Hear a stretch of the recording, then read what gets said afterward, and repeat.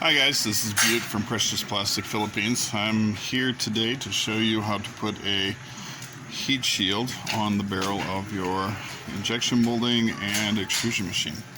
So what we have here is we have our barrel. We take a round disc steel, we tack weld it on the end of the barrel. This disc is the same size as the inside of our pipe. On the other side of this pipe, we put another disc that we weld in place. So then, when you weld this on your pipe, this hole right here is the same size as your barrel. So when you put your piece on,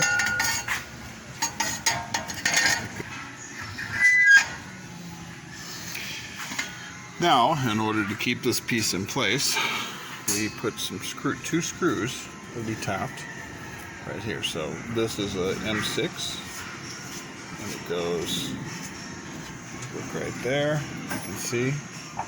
Now what this does is keep the piece from your heat shield from moving out. And that is how you make a nice, secure your heat shield onto your machine.